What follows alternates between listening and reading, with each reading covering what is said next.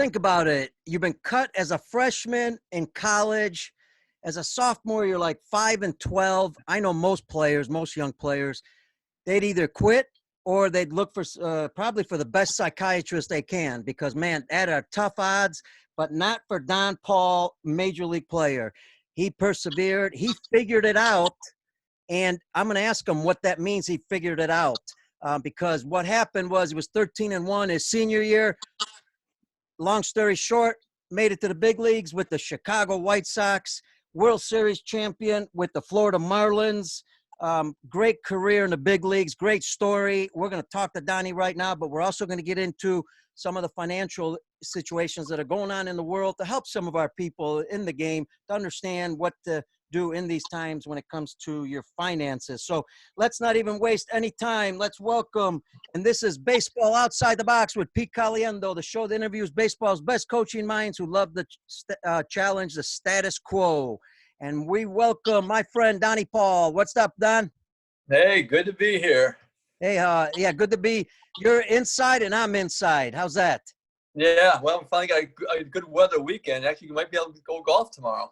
You know, I heard in Illinois the golf courses are opened up with some restrictions. Yeah. So people are dying to get out of the house and do something. So that's a good thing, even with all the restrictions. Absolutely. And then I'm looking outside. I walked my dog this morning for about 45 minutes. Beautiful sunny day here in Chicago. We don't see many of those, so we better take advantage of them. Hey, listen, it's good to have you. Good to see you. Obviously, it's been a long time. I wanna get started because I think this is a great story. I think you played in the big leagues, you played in college, but you also coached. You had a son playing baseball, so you've also coached in the travel system. You know, you got a lot of experience in different levels. So this can be very interesting. But the first thing I want to talk about is what's Donn Pall do daily? What a routine, because you had a routine in the big leagues, and you can go crazy in your house just sitting around watching movies all day. What's Donn Pall do? Everybody's going crazy, I know, every day here. Yeah. So I'm still working. I'm fully employed. Work for Morgan Stanley out in Oak Brook, Illinois, and taking care of my clients. And I mean, for a lot of people, they're bored sitting at home. What am I going to do? For me, it's been busier than anything with the way the markets have been and things. So it's been incredibly busy. I've been more busy at home here working than when I'm normally going into the office, really. So not much downtime for me. Hey, new today, we are on Facebook Live. If you got any questions for Donn Pall, former Major League player, Chicago White Sox World Series champion, or on Twitter, just type them in the comment section, and we'll ask the questions. Donnie, and that's something I guess I wanted to start with and make the show, unique from the standpoint, not just talk about baseball development and your career and how you can help coaches and players and parents, but also a little bit about finances. And I say that because I've been through several things. Now, I know these times might be slightly different, but, man, there's been a lot of rough times I've been through. And I remember early on when I started investing a little bit at a time, I believe – I can't remember the year because my age is who knows where it's at, but my mind's all over. I can't remember the year, but I lost – I decided to get out. I had all this money invested. Then the market crashed, and I decided to get out, panicked, which I think a lot of people do. They listen to the media on the news a lot of times, and and that's rightfully so. They do panic. But what I've learned personally is that's not the time to panic. That's the time to stay calm. That's the time to look if you got some extra finances, possibly invest, because there's some really good stuff to invest in, and then in the long term, that's going to benefit you. Am I heading the wrong direction there? No, that's for most people, that's the way to go. But everybody's different, you can't be specific at all, but for most part, that makes sense. I always tell people, be careful about listening to the media. The media, they're out there all the time. They try to, make things bigger and, as big and,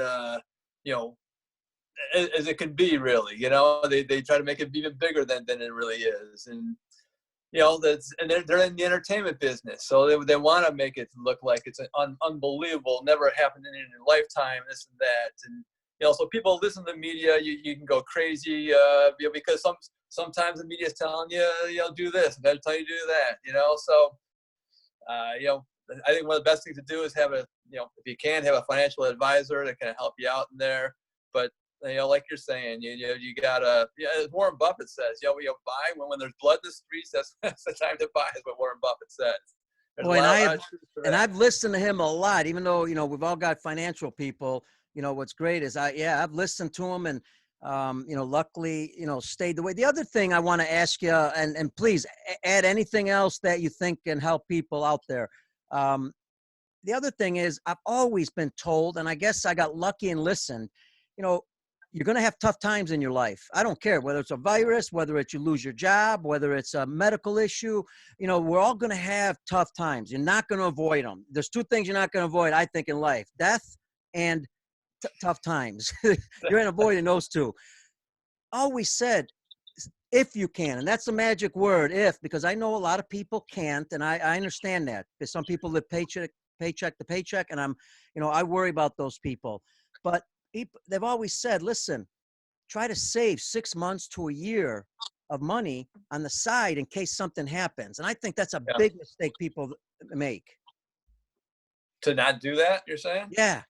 Yeah, I completely agree. I think it's important to have, that base, that 6 months to a year or something, just in case you lose a job, just in case, just in case there's a pandemic, right? 3 months ago, people would just laugh at you if you said that would happen. It's incredible where we're at right now. But yeah, for sure, you should have that in place.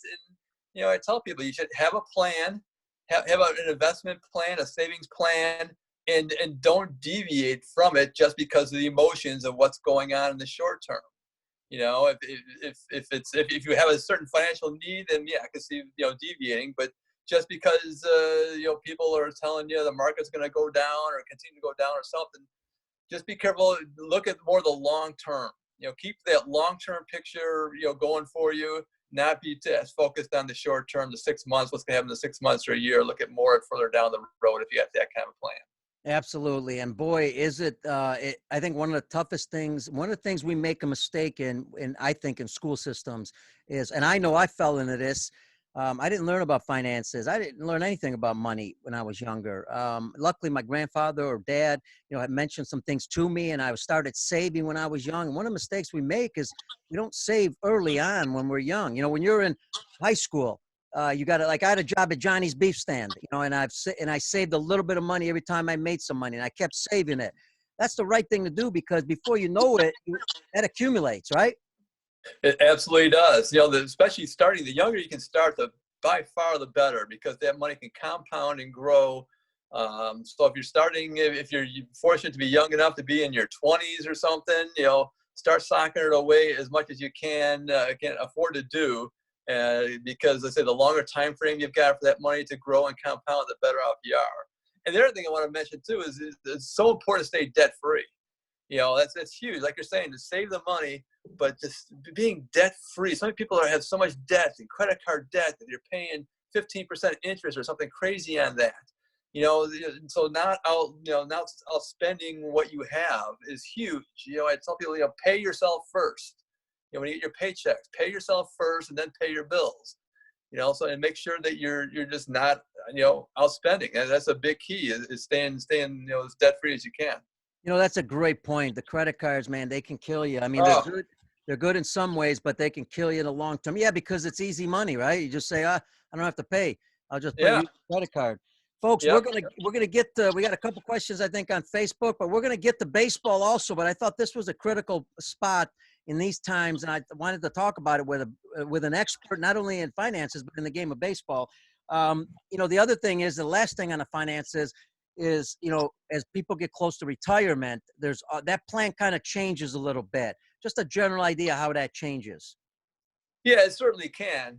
For some people, it could change a lot. Some people, it may not change as much. Because I tell people, you're even as you get into retirement, you still hopefully have 30 years to live that you need this money to last too. So, be careful about thinking that, okay, all of a sudden I'm 65, all of a sudden I'm just going to take everything out and get into cash. For some people it may make sense, but for some people, be careful about that, because you still need your money to grow for you for another 20 to 30 years, hopefully. So it's something to talk to your advisor about as you get close to retirement. Certainly can help you out with that and the income that you need.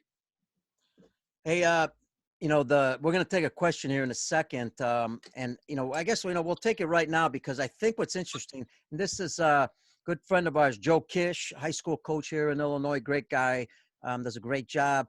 I've got a lot of, I shouldn't say a lot, but I know quite a few people who have never played the game at a high level, whether it be any sport, and actually made it either as a coach or a manager. I mean, I can go to the list, at least 3 or 4 off the top of my head. One of the guys is from Chicago, if I'm correct. And it's John Bowles. Remember, he was the manager with the Marlins. Yep. And he mentions that and wants to kind of mention John Bowles, mention him a little bit if you know him, about a little bit about him. I love John Pall. He was my manager for the Marlins, a little bit in the major leagues. He was like in charge of all the minor league personnel when I was in the minor leagues with the Marlins. So yeah, I really like John Bowles a lot. The big thing about him is he was one of the guys that are, you don't see this too often, guys that are blatantly blunt honest with you. Most times, you go into somebody's office and say, hey, where do I stand, as far as making the team? And guys will give you a bunch of, some song and dance. Oh yeah, you got a good shot. You just do this, do that. You'll be here. John Bowles, if you go in there and he thinks that, you probably don't have a shot, he'll come out and tell you, hey, you don't have a snowball chance in hell. Which is great. I mean, you don't want to hear it, but you do want to hear it. So I really, really respect that out of John, that he's just such a stand-up guy and honest guy and hard worker, and there's nothing. Can't say enough good things about John. What do you think got John? I mean, to make it to the big leagues and not have played at a high level, what do you think got him to the big leagues? What was his good attributes as he has? And you mentioned, tough. You also said, that he's brutally honest. Well, I was on with Clint Hurdle the other day, and he said the same thing. Honesty is the policy. I mean, you've got to be straightforward with guys. You do, and a lot of times you don't see that. So really, you run across so many times through the systems, you don't hear the right stories from people.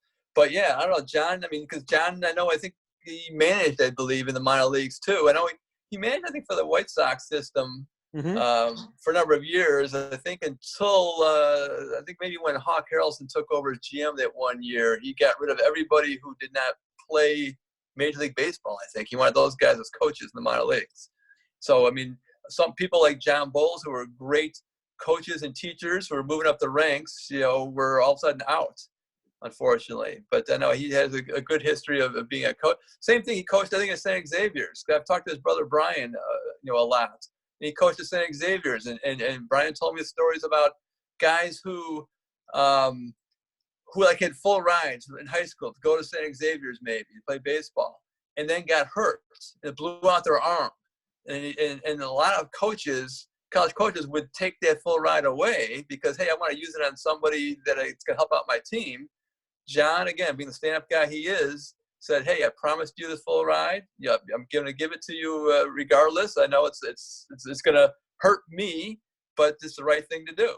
And that's the thing about John. I think that's why he rose up the ranks and gets respect from people, because he does the right thing. Absolutely. It'd be interesting. I think I'm going to try to reach John and get him on the show, because I think it'd be an interesting story to talk to him about how he got to the big leagues as a manager. Not an easy thing through, as you played in a system, to get in as, even as a minor league manager and then make it all the way up to big league manager with all these guys that are trying to make it. Not easy. The other thing is, and I'm going to get a little bit of trouble here, because I'm sure I'm going to get emails and texts and everything, and that's okay, folks. Send them and I'll respond. Here's the thing now: Hawk Harrelson and Pachorik. Okay, now Pachorik, we all know he's funny, he's different, and that's a lot of fun. They nicknamed you the Pope.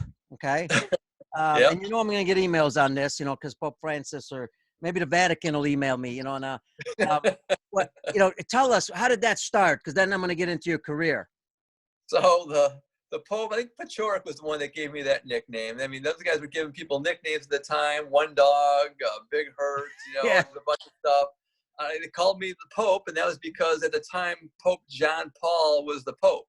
So they're saying that Don Pall sounds like John Paul, so that's how I became Pope Donn Pall. Which to me is fine, because I'm Catholic and Polish. It's like the Pope was Polish at the time too. but anyway, yeah. So I even got some bad fan mail at the ballpark when I was there. People ripping into me for proclaiming myself the Pope. But I'm thinking, it's not like I made this up myself and I'm going around calling myself this. So it's kind of funny, but yeah, it's fine. It's a good nickname. Well, I'm sure the sensitivity police will be after me soon. They're coming already. They're marching. They're getting ready to send it my way. But no, again, this is all in good fun. We got a lot of respect for the Pope and the Vatican. But the two reasons I talked about bringing on the show. One was obviously the financial end of it, but two was a great story that I think you can really talk about that will allow a lot of young people that listen to the show, but also parents and coaches to understand, that players at different levels have made it to the big leagues or, even pro ball or college ball. It doesn't have to be the big leagues. Where did Donn Pall, you grew up in Evergreen Park, obviously, but where did Donn Pall start playing? And what were some of the things when you were young? This is the important part. When you were young, a young kid, we're about close to the same age.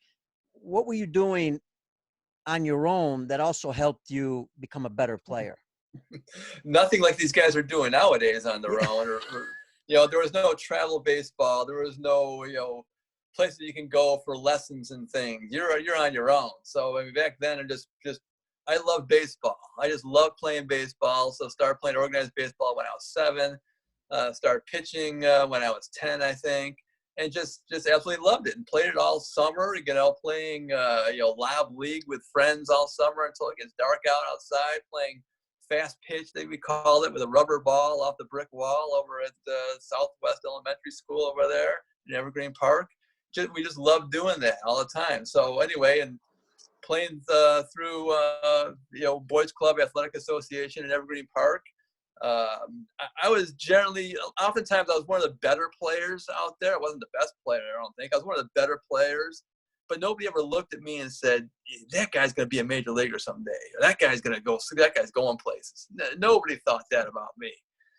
Even in high school, again, I was one of the better players in the team, but it's certainly not the best. Didn't even make all conference or anything like that. So I was just, nobody scouted me, recruited me in high school. I went to college, University of Illinois, for the education. That was a good school. And then I got to school there, I was like, I'd like to keep playing baseball. I would love to.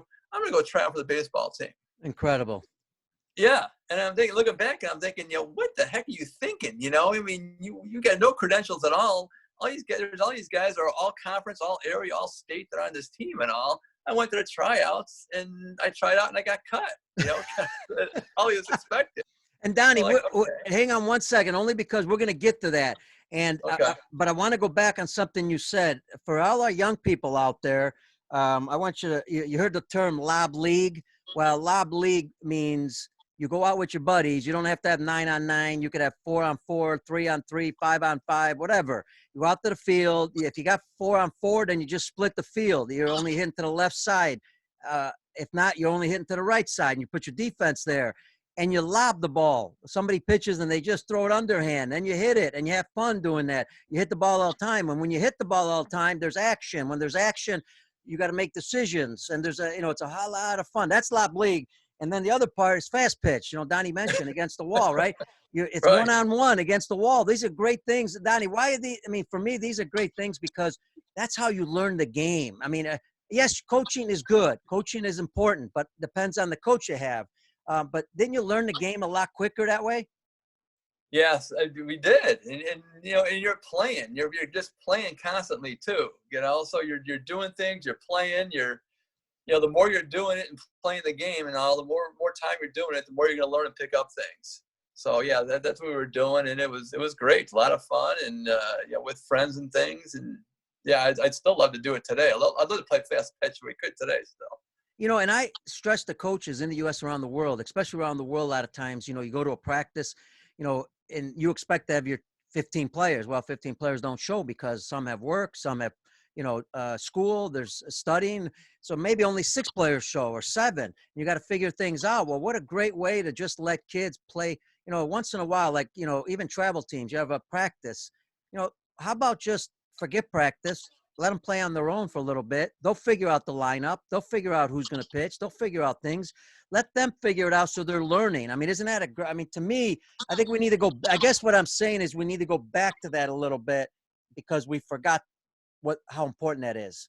Yeah, a little of that certainly wouldn't hurt at all. Everything is all organized right now for everybody all the time. And so a little of the old way of doing it, I think, would be a lot of fun. Yeah, you don't see anything like that anymore anywhere, but I think it would be a good idea.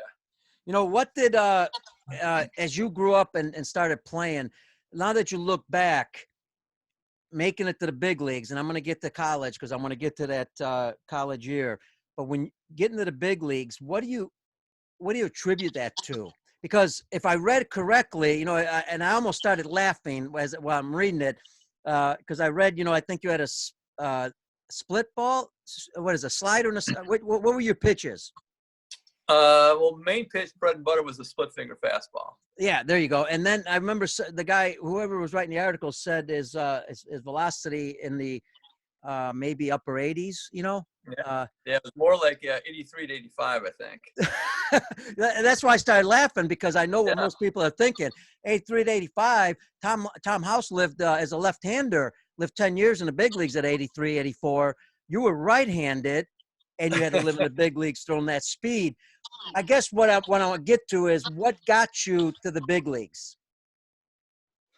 What got me to the big leagues, really, well, it's tough every year through the minor leagues. You got to persevere every year to get through. You got to be one of the best people in A-ball to move up to Double-A, one of the best people in Double-A to move up to Triple-A. So I mean that was tough. So to me, I always had the attitude of give it everything you got. Working hard. Physically, mentally, everything I can because I only got one shot at this. I never thought I had the talent like some of these other guys have. There are people who are much more talented than I. So I had to stay with it as hard as I could and not. I never wanted to look back and say, "Gosh, what if I wasn't out partying, or what if I was in better shape and ready to go and stuff? Maybe I could have done." I never wanted to go back and say what if, because I'm not like any Michael Jordan where I can just quit and just go back to the game again and and do it. So I think that helped a lot. And then as far as my pitching. The big thing was that split finger fastball. I had a fork ball and a split finger fastball. And the big thing was the split finger. I could throw that anytime I wanted to. I would throw it sometimes 3-0 count with the bases loaded to a hitter. So that was a big thing for me because I had a very mediocre, below average fastball, 83, 85 miles an hour fastball. So to be able to have that, good control of that, anytime I wanted, that count was huge. I had pretty good control, so that was a big thing too. I didn't walk many hitters, got a lot of ground balls, and changing speeds on people. That's kind of what got me there, which was very different than most everybody else that was up there. Donnie, what'd you do different than, during your career in the minors or college ball? What did you do different than most players? Maybe some mistakes players made that didn't get them somewhere. Did you study more? Did you practice on your own? Anything different you did that can help players out there? What I did is, again, I really took it upon myself to make sure I did everything I could possibly think of doing. And one big thing is the mental part of the game. I always felt the mental part was just such a huge thing because there's so many talented guys, even in AAA. And there's so many guys in AAA who have just as much talent as the guys in the major leagues. But the difference is just the mental part, where guys are just more tougher mentally in the major leagues, really. So again, I would do visualizations. I'd go to bed holding a baseball at night in my bed and visualizing myself pitching an inning, to a team with say bases loaded, nobody out. I come in a game and see me pitching, three outs, three guys, facing these guys. So I really like the idea and believe that if you've done it in your mind and succeeded in your mind enough and you've made it as realistic as possible, when you get into the real life situation of it, you'll felt like you've already been there and done that. And it's not that big of a deal. So I think that was a huge thing too. So for the mental standpoint, that, and then physically, I know now everybody's doing a whole lot physically, but I was doing more back then when there wasn't as much emphasis on running and lifting and taking care of your rotator cuff and things like that. So I was making sure I was doing all that stuff, to the utmost. I was in the best physical shape to try to stay injury free too. Oh, another thing too, yep. Pete. Go ahead. Sorry. Another thing too is I would talk to other guys. I would like to talk to other players to say, hey, what do you know? Try to learn things from everybody else. Learn things from other pitchers. I don't know everything by any means out there. So I'm always looking for new ideas. Other pitchers. How do you throw this pitch? What do you think of the situation? Also talking to other hitters. Hey, when you're up there to bat and facing someone like me, what do you think about it? What are you looking for? What do you watch for? Base runner is the same thing. I talked to some guys. Hey, when you're taking your lead off and someone's on the mound, what are you looking for when you're going to steal a base? On a pitcher. So you're picking up things from all these other players all the time. And the last thing too, I know I did was I would record games like Greg Maddux would pitch. Loved watching him pitch and just watch it and just focus on how he would set up hitters and just pick up things from that as well too. So I kind of try to do a lot. Yeah, matter of fact, speaking about Maddox, I know you spent a week with the Cubs. That might be the shortest time with a team ever in the history of the game, no? Yeah, it was in '84. I was there for a week, and then we went on strike that year. Was the reasoning what happened. I remember that. Listen, you talked about the mental part. What a better person. You could talk to all the doctors in the world and all the people that wrote books, and I'm sure it's really good to read and to listen to a lot of these experts that have gone to school and done the books, but to be in it and deal with it, I think that's the greatest way to learn. And Donn Pall, his freshman year, gets cut. Here you are, you want to give it a shot. You get cut at Illinois. First of all, what was your thought process? And then how did you even think about going out the next year? Yeah, I was certainly disappointed to get cut. Not that surprised, I guess, but certainly disappointed. So I don't know. So later on in that baseball season, I went out and watched a few of the practices. Just want to see how good these guys really were that made the team and are on the team. And I'm watching them, and I see they're very good, but I'm thinking I think I could play with these guys. So I decided then and there, I'm like, okay, I'm gonna try out one more time. I'm gonna try out my sophomore year. I'm going to get as ready as I can be, do everything I can to be as ready as I can be, because this is going to be the last shot for sure that I'm going to have it doing this. So I tried out, and I made the team. And it was funny because the head coach, Tom Deaton, he came up to me, and he goes, why didn't you try out last year? I was here. He goes, really? He goes, I don't remember you or something. Yeah, so. I don't know. They claimed that I grew a few inches and was throwing the ball harder. I don't know. I don't know. But that's what they're saying anyway. I don't. They think I must have been throwing harder then. So anyway, so I made the team that year. I got redshirted that sophomore year, so I didn't play that year either. So I played my junior year, my senior year, and my fifth year senior year. And after my first 2 years of playing, my record was 5 wins and 12 losses. And some of the other teammates of mine are saying, hey, Don, you got a chance to break a record here. I'm thinking, well, that'd be cool. What kind of record? Career losses. The record's 15, and you already have 12. You're going to be a lock for that. I'm thinking, oh, my gosh, that's the last thing I want to be in record book for that. So, but anyway, that offseason, working with the pitching coach, Ted Flora, who was, fabulous for me, we're working on things, and he tells – so I'm asking him a question. I said, hey, Ted, what do you think if I drop down and throw a sidearm a little bit, mix the sidearm pitch in there too? He says, you know what I think you should do? He goes, I think you should take that forkball of yours and stick it up your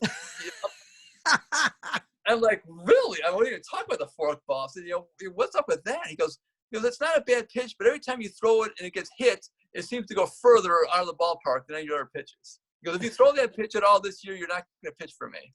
Thinking, I'm thinking, great. Okay, now what am I going to do? Because I like that pitch a lot. So he taught me what he called a slice pitch. It's like almost like a cut fastball slider pitch.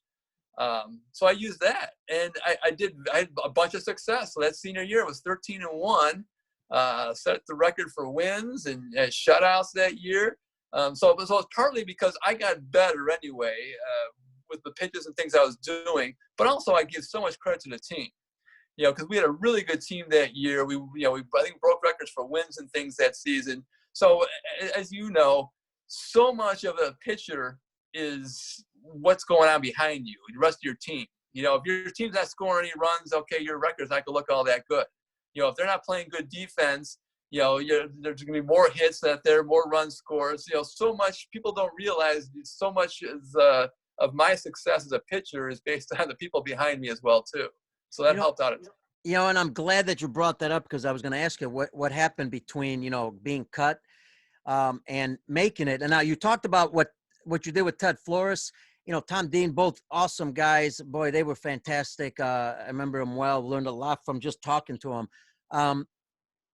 But during your freshman year, once you got cut, you came back and made it, and they said, okay, you grew a little bit, you threw a little bit harder. Again, I'm not sure how much harder, because if you threw 83, 84 in the big leagues, what were you throwing then? 80?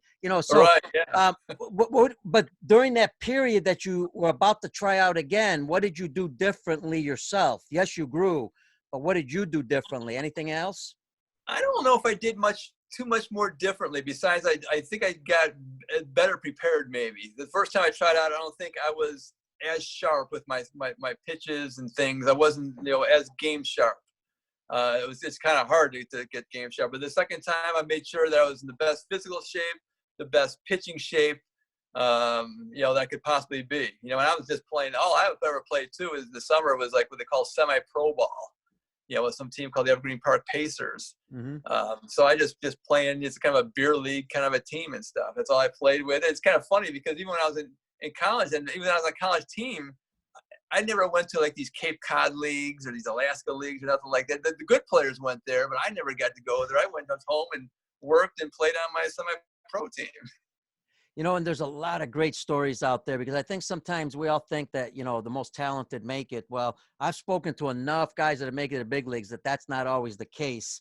One of the areas I think nowadays we're having a lot of tryouts, a lot of showcases, a lot of what I call showcase players. I was certainly a showcase player, even though we didn't have them. What I mean by that is I practiced a lot, and that's important. Practice is important.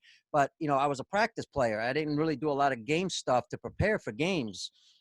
Nowadays tryouts aren't easy. There's a lot of players out there. What's your advice to young players, even young kids that are making, young travel teams or high schools? What's your advice when you go to a tryout, to stand out, to, something to do different, or, what do you do because there's so many players out there? Yes, you got to be better than everybody else, but what else can you do? I guess the things we all look for, something different. Yeah, it's hard, right? Because most scouts and things there, it seems like they're just looking for guys who can lay up the ray gun, and how fast are their times, their running times, and their speed off the bat, things like that. So other than those things that these guys are looking at mainly at, I know one thing too is sometimes that they do look at just the way you carry yourselves and your attitude and the way you hustle around, So, if it's close between a couple of people, they absolutely would rather have the guy that's, talkative, looks like a leader, moving around all over the place, as opposed to somebody who's kind of a little bit lazier looking out there for sure. So, I mean, that's the one thing that you can control for sure of yourself. I think that helps you stand out a little bit more than the other guy who's not doing anything. Yeah, and I remember when I ran the region for USA Baseball, our national training NTIS program, I remember holding tryouts, and one of the things I looked at right away, and I think it's a must, is when you started coming to the field, who's carrying your bags? Is your mom or dad? Are you carrying your bags? How about when you're getting ready? It's like, did you pack your bag? Because if I hear, well, my mom forgot to pack my glove, right. I mean, that's not the stuff I want to hear. And the other thing is, even during the tryouts, I think this is big. I think this is where you really succeeded. And that is, how do you deal with failure? Like you miss the ground ball, you throw a pitch and it's a home run in a tryout. How does Donn Pall deal with that? So let's take that. Donn Pall's at a tryout. Somebody hits a home run off of him. How would Donn Pall have reacted to that? And even how would you have taught that now if you reacted incorrectly? Well, you certainly just have to, kind of take it in stride and just be as determined to go after the next guy. Because I know it's not only a tryout, but I remember in the major leagues, obviously it happened to me a lot, giving up home runs. But to me, what I noticed watching other pitchers give up a home run is it seemed like the next hitter they face, oftentimes it's like ball one automatically, 2-0 counts. They have the time seem like they walk the next guy. So they're either it's on their mind still, they're thinking about this home run, they're mad about the home run, they're not focused on this next hitter, or they're afraid of this next hitter now because they're afraid of another home run. They've lost their confidence. So I tell you, I see that so many times in the major leagues and everywhere else too. So I always wanted to make it a point that, hey, if I ever give this a home run, which I've given it up my share for sure, that next guy, I'm going after him. I always said, I'm going after him. I'm getting ahead of him. I'm throwing strikes. I'm attacking him. Absolutely. I don't want to, fall behind and walk the guy after that like everybody else has done. So go ahead. Yeah. It's so much of, what you're thinking after something happens. How do you react to it? Like you're saying, same thing. How do you react when your infielder makes an error behind you? Are you going to have a disgusted look on your face? Or you look at him. I want to look at my guy. If my shortstop made an error, I get the ball back. I look at him, say, "That's all right. I'm going to get you another ground ball right here. Here we go." Pick him up. Because when I give up a long home or something, I don't want my infielder to look at me. And be disgusted or, oh my gosh. Hey, everybody's got to be pulling together there together. Those are great points, and I'm thinking, boy, imagine giving up a home run in the big leagues with 40,000 fans there. What that must feel like.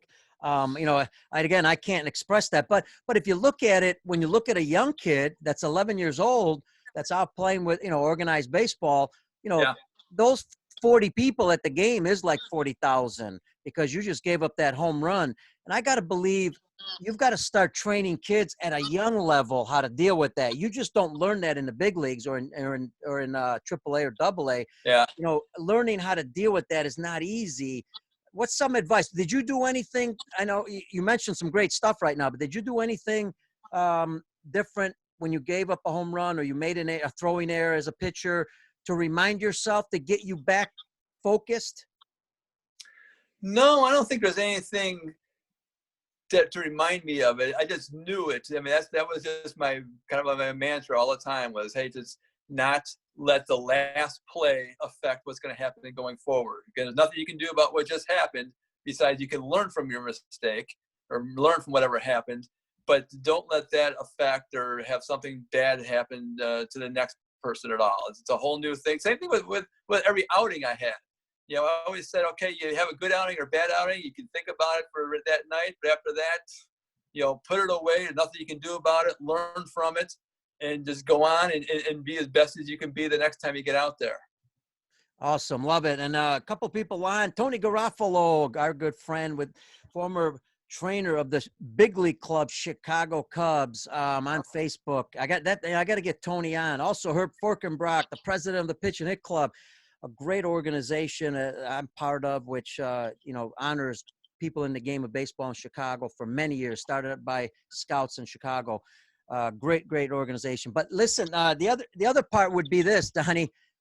Talk to our pitchers, young pitchers who are not throwing hard right now, because everybody's talking about throwing hard, but they're going to have to pitch in games. Eventually you develop your arm, and there's ways to develop your arm, and many people are training to do that. But talk about, as a right-handed pitcher not throwing hard, what that type of pitcher needs to do to be successful. Some of the things that they need to work on.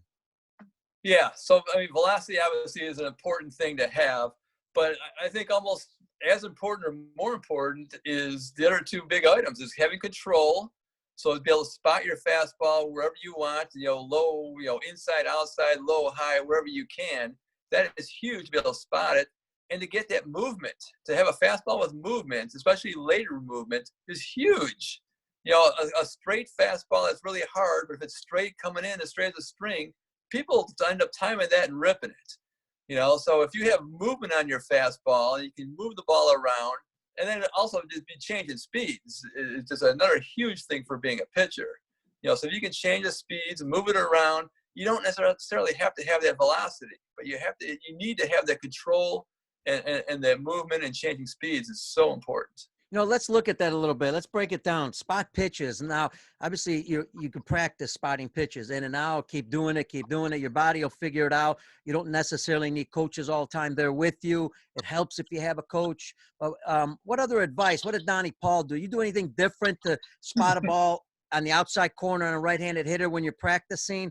Was there something you told yourself, a visual thing, anything? I'll tell you, even growing up, I would, throw the ball off the wall. Me playing by myself with a rubber ball, throwing off the wall, just repetitively, hitting spots, trying to hit, this side of the box in the wall, that side of the box in the wall. So, I mean, people can still do that, where you're just trying to hit that on your own doing that. But also just, when I'm focusing on the catcher, you got to take everything else out of the whole picture. What I say, when you're facing a hitter, I'm just trying to look at the catcher's glove. You don't even see the hitter at all. Don't see the umpire. Don't see the hitter. You just look at that catcher. Then you're zoning in the catcher's glove, and then I'm zoning in on just the pocket of his glove. So the small spot that you can really zone in on. That's what I felt like I had to do that would help out on just taking everything else out of the equation at all there. Because I remember there was a story that Steve Stone, I think he said one time, about when he became a Cy Young Award winner, and, after a couple of years where he was so pitcher in the major leagues. And they asked him what the difference for him is, and he said the difference was he took the batter and the umpire and everybody else out of the whole equation. The fans didn't hear nothing. Now he's just focusing more on exactly, hitting that glove. Because, I mean, you really are basically, somebody told me once, you're a professional glove hitter is what you are. You're not a pitcher. You're a professional glove hitter. That's what you do. And it's kind of true in a way. Absolutely. The other part you mentioned was movement. Not easy. Maybe, talk a little bit about how can a young player get some movement? Okay. Before I get to that too, one last thing about hitting your spots, work on it. Some people work on playing catch. A lot of times people are just playing catch, and you're just playing catch, loosening your arm up, and it's kind of mindless. But when I play catch, it's like, okay, hey, I'm trying to hit my partner's left shoulder, try to hit his right shoulder, try to hit his hip. So you're working on that control even while you're just playing catch and warming up. That reminds me of a friend of ours, both of ours, Bill Soup Campbell. Boy, I haven't talked to Bill in a little while. And I remember playing catch, obviously another top reliever, Cardinals. He played with a lot of teams also. I remember playing catch with him, and every time he threw the ball, it hit me in the knees. It's almost like he was programmed to constantly throw down there, but he could spot it anywhere he wants. And, same thing with Tom House. He'd do a demonstration, and he could throw a ball in and out, hit a gnat's ass anytime he wants. It was so that's important. Now, movement is not easy because you want to get the ball to move. It sounds good, but how do I do that? Movement it certainly is tougher. So you can experiment on different ways to grip the baseball. There's no one right way or one wrong way, I don't think, to do it. People have bunch of different grips out there. They have different grips on their curveball, different grips on their fastball. But part of it's the grip. Part of it for me, really, I was able to, when I threw, I was just kind of turned my wrist over at the end, just a little bit. Not like I was throwing a screwball or nothing, but just when I was getting released, I would just kind of flick it just a little bit. And I think that helped me get the little movement, the kind of sinker movement on a fastball as well too. Great advice, love it. And I'm thinking, because in the old days we used to have certain grips, but nowadays people just experiment with grips. Sometimes all of a sudden you hold the ball differently. It doesn't have to be a way somebody taught you, and all of a sudden you see the ball move. I mean, I think that's fantastic. Hey, I want to give it a shout out to I believe first time listener Manch Carlos. Says all the best from Ecuador. The Miraflores Baseball League. Welcome on Facebook Live with Pete Caliendo and Donn Pall, former Major Leaguer, World Series champion, pitcher, Chicago guy. The last one what you mentioned was the change of speeds. That is not easy because most young kids know one speed, and that's throw it as hard as you can. Right. Some advice on working on trying to get either young kids or even how you worked on it to try to, get yourself to learn how to have the difference of speed in the ball. And I know every pitch is a little different, right? Because you got a curveball, different speed, change up, fastball, are all different speeds. Right. Yeah. I think the young kids, I try to have them throw a fastball and throw in a changeup. Don't want to throw a curveball too early. You don't want to wait till you're at least 13, 14, something like that, ideally, to be able to throw curveballs. But a changeup is not a glamorous pitch by any means. A lot of people don't even want to deal with it because it's just not sexy enough for them. They just want to throw the big heater. But a changeup to me can be with such an effective pitch.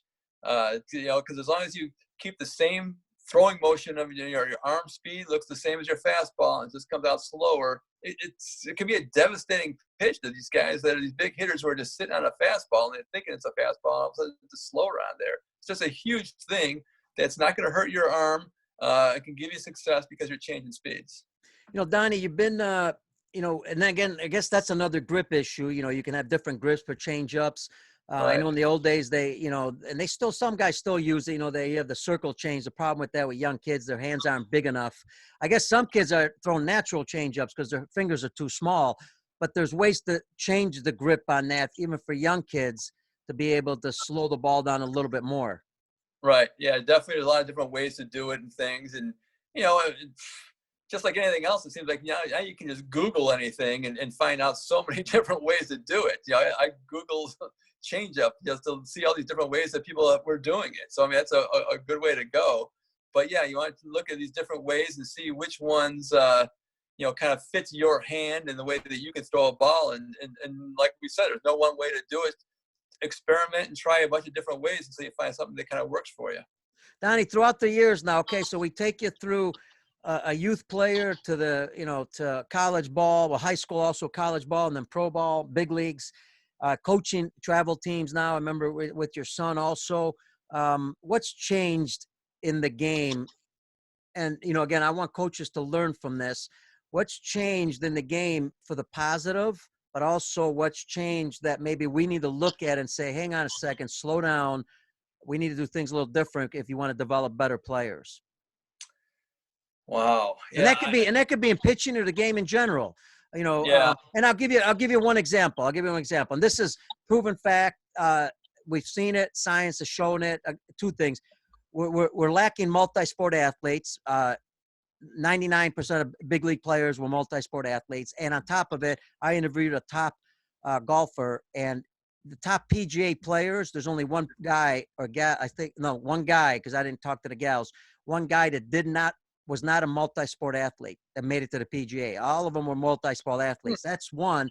And two, we're playing a lot now instead of practicing. We're playing way too many games, and we've seen the repercussions of that, and we know the science behind that. So what are your thoughts there? Yeah, I completely agree with that too. Yeah, there's not enough practice time, it seems like, out there.